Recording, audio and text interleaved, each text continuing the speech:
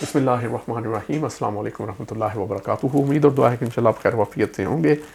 Champions trophy का आगाज़ हो चुका है। पाकिस्तान पहला मैच न्यूजीलैंड के साथ खेला। मैं बताता चलूँ, पाकिस्तान दिफाई चैम्पियन है और पहला मैच दिफाई चैम्पियन न्यूजीलैंड के साथ खेला और हार गया। समरी यह है कि न्यूजीलैंड ने पहले बैटिंग करते हुए 320 रन बनाए 4 विकेटों के नुकसान पर। पाकिस्तान ने जवाब में 260 रन बनाए 47.2 ओवर्स में और पूरी टीम इनकी आउट होगी। इस तरह 60 रन के खसारे से हम ये मैच हार गए। हार की वजूहत वही पुरानी है, इन पे पहले वीलॉग्स में बात हो चुकी है, लेकिन मैं एक डिफरेंट एंगल से थोड़ी सी बात करूँगा। पाकिस्तान ने मिडल ओवर्स में उनको पार्टनरशिप डेवलप करने दी इस तरह से कि 200+ रन की पार्टनरशिप्स हैं उनकी, जबकि हमारी एक भी नहीं है। नंबर 2, इनएबिलिटी हमारी जो है मिडल ओवर्स में विकेट लेने की और रन्स कंटेन करने की, वो पूरी तरह एक्सपोज हुई है, बुरी तरह। ये मैं इसलिए कह रहा हूँ कि अगर आप उनकी इनिंग्स को देखें तो थ्रू आउट वो अराउंड 5 रन एन ओवर रहा है उनका एवरेज, और उसके बाद जब 40 ओवर्स तक वो पहुँचे हैं तो उनके 212 रन थे, which is like 5 point something की उनकी एवरेज थी। इसके बाद अगर उनके जो फिनिशर हैं वो अच्छा ना भी खेलें तो वो 10 ओवरों में मरते मराते 60 से 80 रन करेंगे और वो टच करेंगे 260 से 280 का हदफ, जिसको वो फिर डिफेंड करने की कोशिश कर सकते हैं।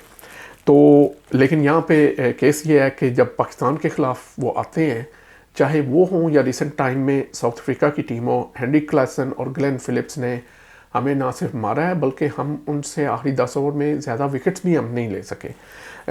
कल के मैच में भी यही हुआ। आखिरी 10 ओवर में हमने 118 रन्स खाए और सिर्फ एक विकेट ली, वो भी लास्ट या सेकंड लास्ट ओवर में, जबकि डैमेज हो चुका था। मैं भी हमने 10 रन सेव कर लिए हूँ। तो ये हमारी एबिलिटी है और आखिरी 10 ओवर कोई पार्ट टाइमर नहीं करता। बहुत ज़्यादा मुबसरीन बात करें इस चीज़ पे कि एक और स्पिनर होना चाहिए, एक और स्पिनर होना चाहिए। लेट्स सपोज एक और स्पिनर हो भी, आखिरी 10 ओवर हमारे रेगुलर 4 जो बॉलर हमने खिलाए हुए हैं अच्छे वाले अपनी तरफ से, वो करते हैं और उसमें वो 100 से कम का तो सवाल ही नहीं है उनका, वो खाएं।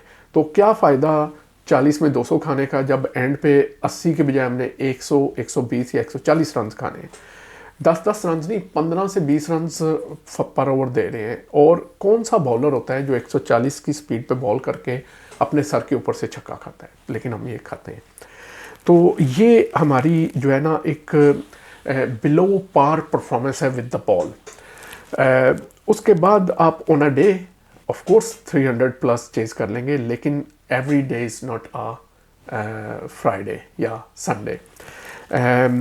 चंद रोज़ पहले हमने 350 चेज़ किया, लेकिन वो इसी वजह से चेज़ किया, हमें शुरू से मोमेंटम मिला। जब भी आपने बड़ा स्कोर चेज़ करना है, you have to play fast, you have to gain momentum in the first power play.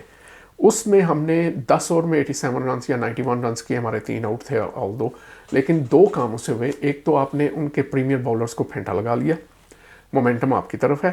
Number 2, आपने 350 में से 100 रन तो वैसे ही माइनस कर दिए, बाकी रह गए 250। तो वो मरते मरते भी आप टारगेट के क्लोज पहुंच जाते हैं और फिर of course on a day एक आध 100 हो जाए तो आप मैच जीत जाते हैं। यहाँ पे क्या हुआ है, हमने बहुत स्लो खेला है। उसकी मुझे पता है एक रीज़न तो ये है कि फ़खर नहीं खेल सके ओपनिंग में, और न्यूजीलैंड ने जब हमारे प्लेयर्स को ब्लॉक कर लिया, ख़ासतौर पे बाबर और रिजवान को। अब बाबर की इनिंग्स पे बहुत बात हो रही है, लेकिन रिजवान ने भी 14 बॉल्स पे 3 रन किए। साउथ शकील 19 बॉल्स पे 6 रन करके आउट हुए। तो ये तीनों भाइयों ने मिलकर पहले 10 ओवर में 22 रन किए, और उससे ये 22 क्यों थे, ये मिडल तो बॉल कर रहे थे लेकिन ये गैप में नहीं जा रही थी, और उन्होंने बाबर और रिजवान को कवर में फंसाया हुआ था। अब वहाँ पे इस तरीका ये होता है कि आप इम्प्रोवाइज़ करके गैप तलाश करते हैं या ओवर द टॉप खेलते हैं। इनमें से किसी ने वो किया नहीं, और बाबर में तो ये एबिलिटी है भी नहीं, ना ही वो अर्ली ऑन रिस्क लेते हैं।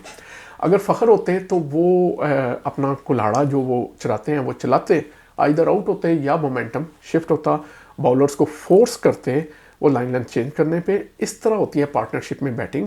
अकेला बाबर कभी कुछ नहीं करेगा। बाबर को दूसरी साइड से सपोर्ट मिलेगी ऐसे फ़खर जैसे हथौड़े की, जो बाबर के लिए भी इनिंग्स को आसान करेगी।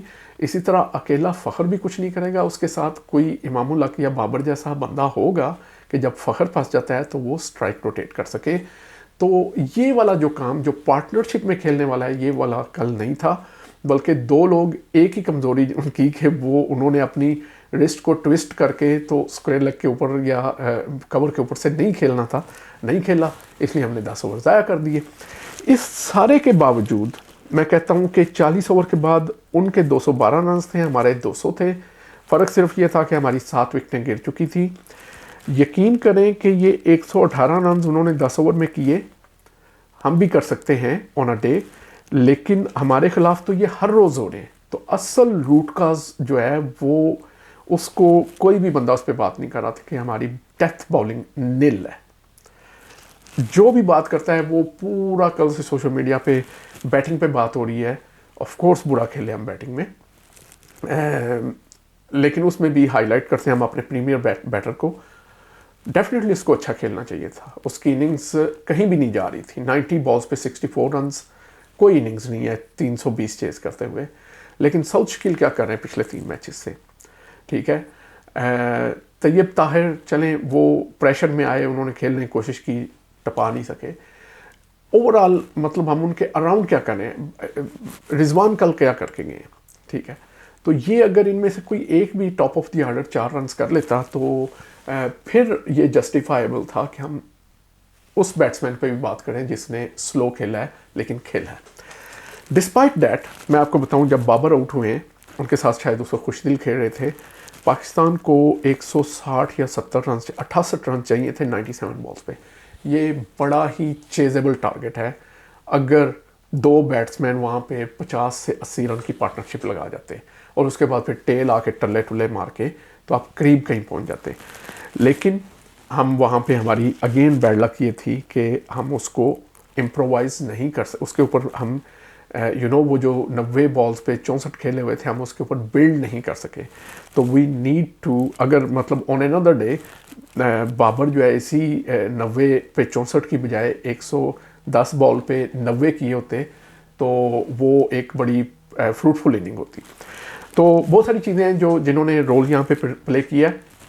इनएबिलिटी ने, consistent bad bowling in depth overs में, और मुझे नहीं लगता कि इसके ऊपर हमारा बोर्ड इवन सोच भी रहा है। ख़ासतौर पे ये बॉलिंग वाले पार्ट पे, डेप्थ बॉलिंग वाले पार्ट पे मुझे नहीं लगता वो ये सोच रहा है, क्योंकि स्केप गोट के तौर पे हमें बैटर नज़र आ जाते हैं और बैटर ऑफ कोर्स बुरा कर रहे होते हैं तो वो नज़र आ जाते हैं। तो बैटर्स हमारे ज़रूर चेंज होंगे। जैसे मैंने पहले एक व्लॉग में कहा कि रोटेट हो जाएंगे, 2 इनमें से हम निकाल देंगे, 2 पीछे जो निकाले थे वो वापस आ जाएंगे।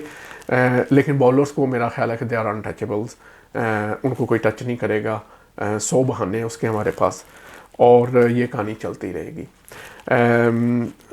अगले मैच के लिए हमें इजाज़त दीजिए। अपना अपने अज़ीज़ व खैर अहले खाना का ख्याल रखिए। अल्लाह हाफिज़।